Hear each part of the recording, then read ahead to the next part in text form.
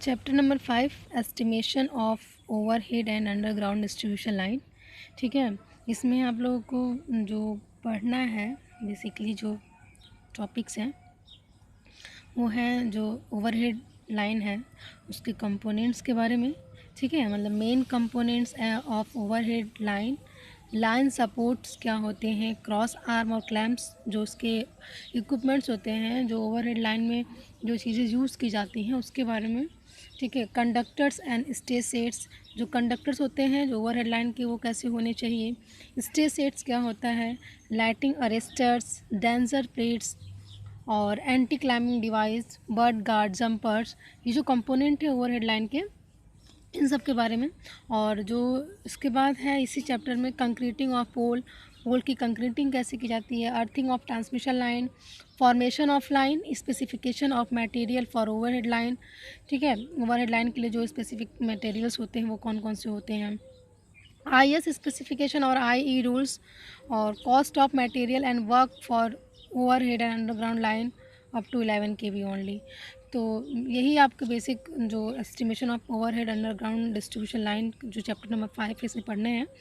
तो सबसे पहले हम लोग बात कर लेते हैं कि जो ये चैप्टर है इसके स्टार्टिंग जो बेसिक है इलेक्ट्रिक सप्लाई सिस्टम क्या होता है। ठीक है, क्योंकि हम लोग ओवरहेड लाइन के बारे में पढ़ने जा रहे हैं। तो चूँकि आप लोगों को पता है ओवरहेड लाइन के द्वारा क्या करते हैं, हम ट्रांसमिट करते हैं अपने इलेक्ट्रिक को। ठीक है, उसको एक स्थान से दूसरे स्थान तक हम ले जाते हैं ट्रांसमिशन लाइन द्वारा। ठीक, उसको फिर डिस्ट्रीब्यूट करते हैं, कंज्यूमर तक पहुँचाते हैं फीडर के माध्यम से। तो ये सब, तो जो विद्युत प्रदाय तंत्र होता है यानी कि इलेक्ट्रिक सप्लाई सिस्टम क्या होता है ये आप लोग पहले जान लीजिए। तो चूँकि हम जानते हैं कि विद्युत ऊर्जा जो होती है, इलेक्ट्रिक सप्लाई जो होती है वो 10.5511 kV पर इलेक्ट्रिक पावर पर जनरेट की जाती है। ठीक है, या जो विद्युत ऊर्जा होती है 11 kV पर या 10.5 kV पर विद्युत शक्ति केंद्रों पर क्या होती है, उत्पादित की जाती है। ठीक है, और उत्पादित केंद्रों से यानी जनरेटिंग स्टेशनों से विद्युत ऊर्जा को विभिन्न वितरण स्टेशन तक ट्रांसमिशन लाइन द्वारा भेजा जाता है। ठीक है, जो जनरेशन होता है इलेक्ट्रिक सप्लाई का, जो इलेक्ट्रिक का जनरेशन होता है उसको हम लोग सप्लाई करते हैं किसके माध्यम से, ट्रांसमिशन लाइन द्वारा क्या करते हैं, डिस्ट्रीब्यूशन के माध्यम से हम लोग ट्रांसमिशन लाइन द्वारा उसको डिस्ट्रीब्यूट कर देते हैं। ठीक है, और जो डिस्ट्रीब्यूशन डिस्ट्रीब्यूशन लाइन के, ठीक है, डिस्ट्रीब्यूशन स्टेशन से डिस्ट्रीब्यूशन लाइन को कंज्यूमर्स तक क्या होता है, फीडर और डिस्ट्रीब्यूटर तथा सर्विस लाइंस के द्वारा क्या करते हैं, डिस्ट्रीब्यूट किया जाता है।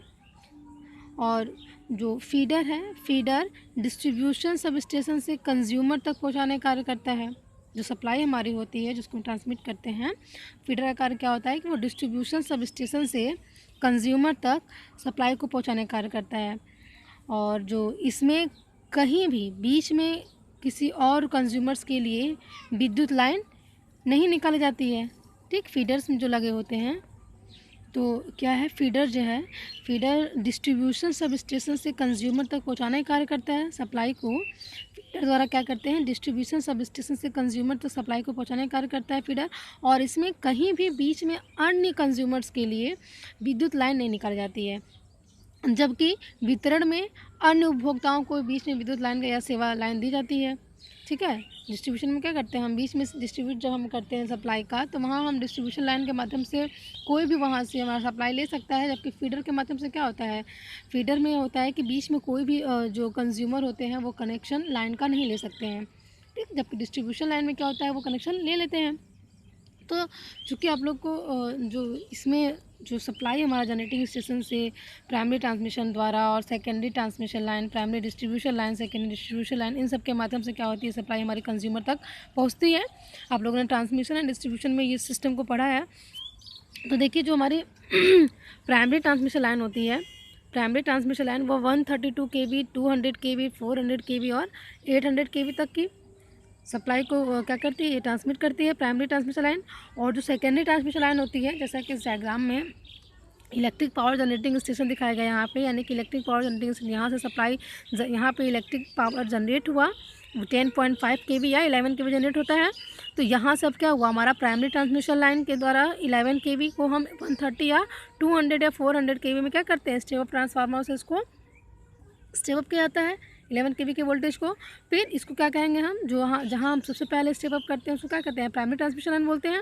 अब ये प्राइमरी ट्रांसमिशन लाइन के बाद हम क्या करते हैं, जो हमारा 132 या 200 या 400 kV जो हम स्टेप अप ट्रांसफार्मर द्वारा 11 kV को स्टेप अप कर देते हैं, इसके बाद 132 या 200 या 400 kV को क्या करते हैं 66 kV या 33 kV में क्या करते हैं स्टेप डाउन ट्रांसफार्मर द्वारा, क्योंकि हमको उसको ट्रांसमिट करना होता है। तो जो 132 या 200 kV द्वारा क्या करते हैं, हम इसको स्टेप डाउन ट्रांसफार्मर द्वारा स्टेप डाउन करके वोल्टेज को फिर सेकेंडरी ट्रांसमिशन लाइन द्वारा क्या करते हैं, उसको ट्रांसमिट कर देते हैं। नेक्स्ट जो हमारा होता है 66 kV या 33 kV को उसको हम 11 kV में स्टेप डाउन ट्रांसफार्मर द्वारा कन्वर्ट करके फिर हम प्राइमरी डिस्ट्रीब्यूशन लाइन द्वारा उसको क्या करते हैं, सप्लाई को डिस्ट्रीब्यूट कर देते हैं। इसके बाद 11 kV को क्या करते हैं 0.4 kV या स्टेप डाउन ट्रांसफार्मर द्वारा, यहाँ पे हम 11 kV को 400 वोल्ट में, ठीक है, और जिसको कि हम लोग कंज्यूमर तक पहुंचाते हैं फीडर के माध्यम से, तो वो हमारा सेकेंडरी डिस्ट्रीब्यूशन लाइन कहलाता है, ठीक है। फीडर डिस्ट्रीब्यूशन सर्विस मीन्स इसको बोलते हैं, यहाँ से हम कंज्यूमर्स को सप्लाई प्रदान करते हैं। यानी कि जनरेटिंग स्टेशन से आने के बाद 11 kV को हमने पहले 132 या 200 या 400 में क्या करते हैं 400 kV में स्टेप अप ट्रांसफार्मर द्वारा इसके सप्लाई की 11 kV को हम बढ़ाते हैं। फिर उसके बाद हम 132 या 200 या 400 kV को क्या करते हैं, फिर उसको स्टेप डाउन द्वारा क्या करते हैं, उसको कम करके हम 66 kV में कन्वर्ट करते हैं। 66 kV को फिर 33 11 kV में, फिर 11 kV को क्या करते हैं हम 0.4 kV में कन्वर्ट करके कंज्यूमर तक इसको हम सप्लाई को देते हैं, ठीक है। तो इन माध्यमों द्वारा क्या होता है, यानी प्राइमरी ट्रांसमिशन लाइन द्वारा, सेकेंडरी ट्रांसमिशन लाइन द्वारा, फिर प्राइमरी डिस्ट्रीब्यूशन लाइन, फिर सेकेंडरी डिस्ट्रीब्यूशन लाइन, इन चारों स्टेप्स के बाद क्या होता है कि हमारा जो मेन सप्लाई होता है वो कंज्यूमर के पास पहुँचता है इनके माध्यम से, ठीक है।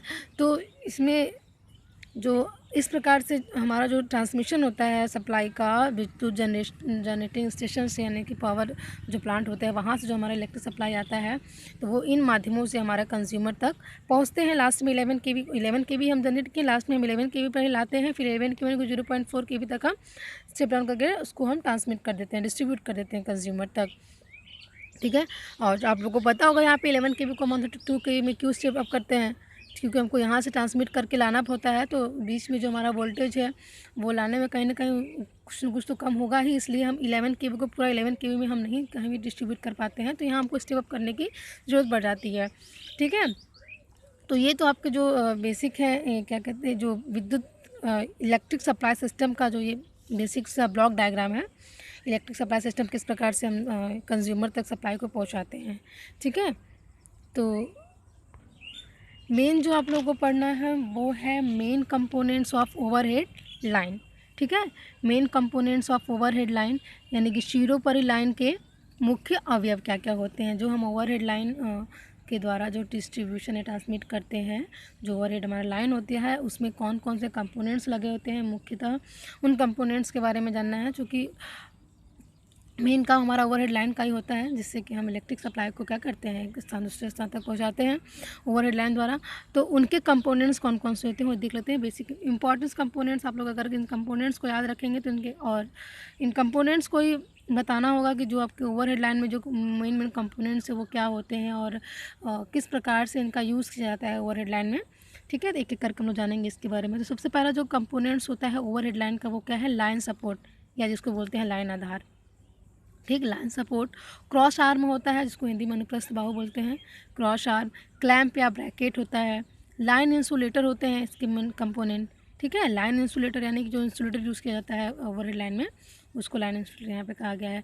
कंडक्टर्स होते हैं यानी कि ओवरहेड लाइन में जो कंडक्टर्स यूज़ किए गए हैं एल्युमिनियम के, ACSR या फिर AC जो भी, तो किस प्रकार के कंडक्टर्स का हम यूज़ करते हैं ओवरहेड लाइन में उसका। लाइटिंग अरेस्टर क्या होती है ओवरहेड लाइन, जब हम किसी भी सब स्टेशन से हम ओवरहेड लाइन को लेके जाते हैं तो वहाँ पे हम लाइटिंग अरेस्टर लगाते हैं, ठीक है। तो उसका क्या यूज़ होता है यहाँ पे। अर्थ वायर क्या होते हैं, एंटी क्लाइंबिंग डिवाइस क्या होती है इसमें ओवरहेड लाइन में, बर्ड गार्ड क्या होता है, ठीक, stay arrangement, jumper, damper, protective wire, stone pad और मफ्स, ठीक है। तो ये इसके बेसिक से कंपोनेंट्स हैं जो ओवरहेड लाइन के हैं, इसके बारे में हम लोग एक एक करके पढ़ेंगे। तो सबसे पहले आप लोग इस जितने भी कंपोनेंट्स हैं उसको याद रखिएगा। तो जब इसके बारे में आप लोग अगर क्योंकि बेसिक कंपोनेंट्स इसके बारे में पूछता है, तो अगर कंपोनेंट्स याद रहेंगे तो उसके बारे में आप लोग लिख भी लेंगे आसानी से। तो हम एक एक करके लाइन सपोर्ट और क्रॉस आर्म जो 13 कंपोनेंट है इसके बारे में पढ़ेंगे अभी, ठीक है। तो सबसे पहले हम बात करेंगे लाइन सपोर्ट्स की, ठीक है, लाइन आधार की। क्या होता है लाइन आधार हमारा ओवरहेड लाइन में? तो देखिए लाइन आधार क्या होता है कि विद्युत लाइन के जो अलग अलग पार्ट्स होते हैं, ठीक है। लाइन आधार क्या होता है? जो इलेक्ट्रिक लाइन के अलग अलग पार्ट्स होते हैं, जैसे आपके क्रॉस आर्म होता है, लाइन इंसुलेटर होता है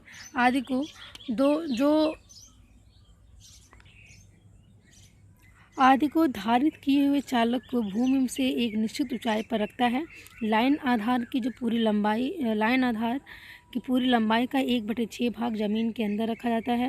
और लाइन चालक की लंबाई और प्रकार इन घटकों पर निर्भर करते हैं। पहले बात, जो हमारा लाइन सपोर्ट होता है वो विद्युत लाइन के विभिन्न भागों जैसे अनुप्रस्थ बाहु यानी कि क्रॉस आर्म, लाइन इंसुलेटर आदि को धारित किए हुए जो सपोर्ट होते हैं, जो सपोर्ट लाइन को एक स्थान दूसरे स्थान तक लेके जाते हैं, वो सपोर्ट क्या होते हैं? इन सभी चीज़ों को अपने ऊपर ग्रहण किए होते हैं, यानी कि क्रॉस आर्म लगा होता है, लाइन इंसुलेटर लगा होता है, इन सभी को क्या कहते हैं? धारित किए हुए चालक को भूमि से एक निश्चित ऊंचाई पर रखता है, ठीक है। जो लाइन आधार होता है वो क्या होता है?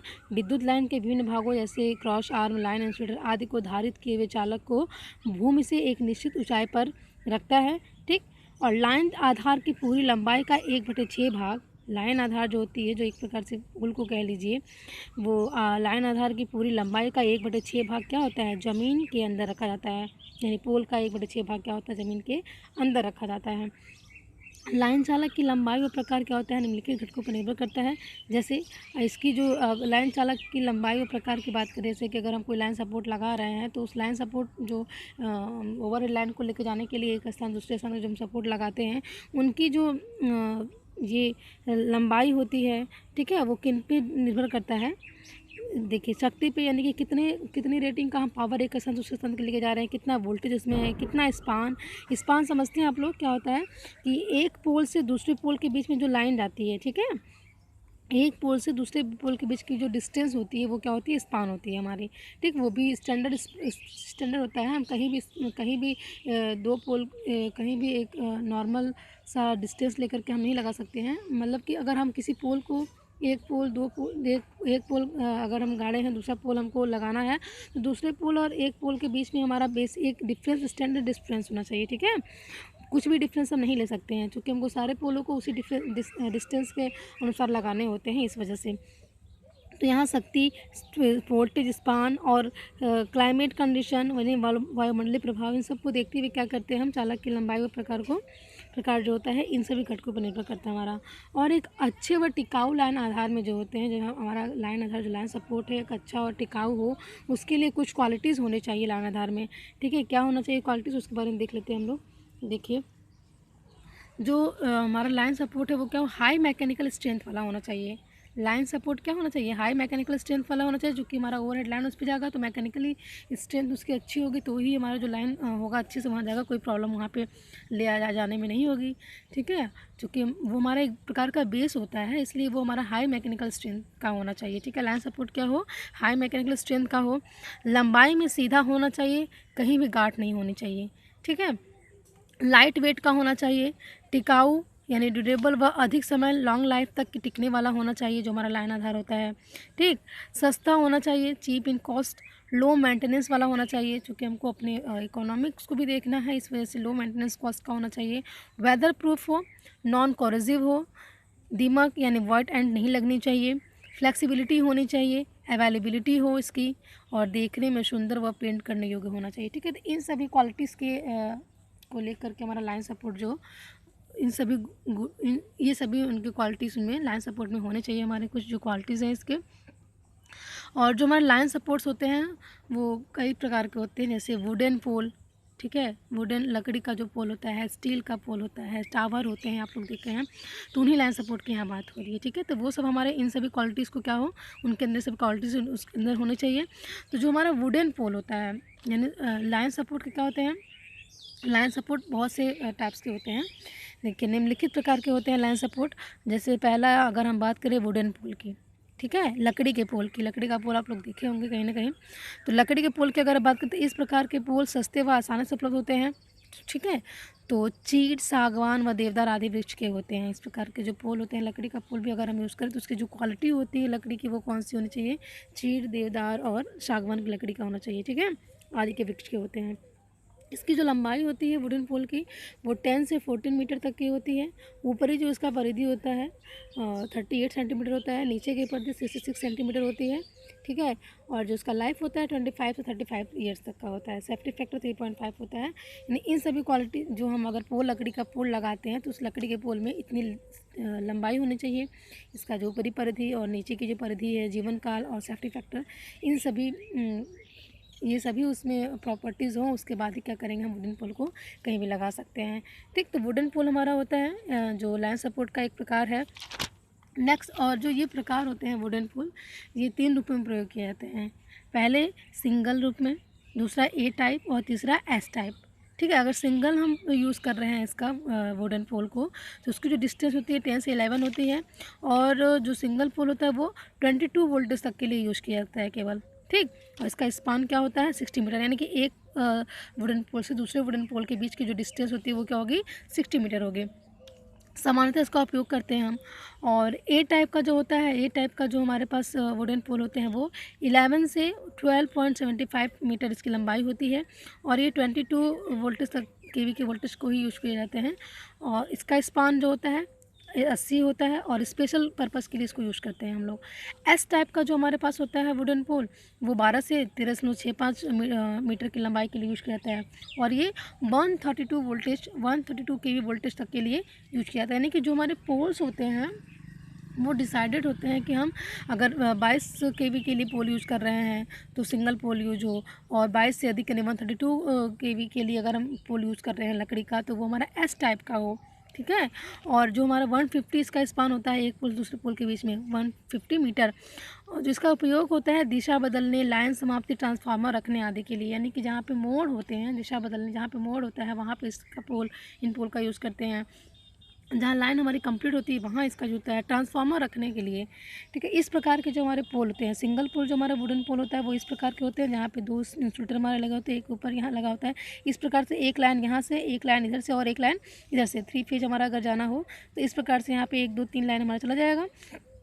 ठीक है, इसकी डिस्टेंस इस प्रकार से होगी, और इस प्रकार से ये पोल कुछ दिखते हैं। ठीक है, जो सिंगल पोल होते हैं। और जो एस टाइप के पोल होते हैं हमारे कुछ इस प्रकार से दिखते हैं। और जो हमारे ये ए टाइप का पोल है, और ये क्या है,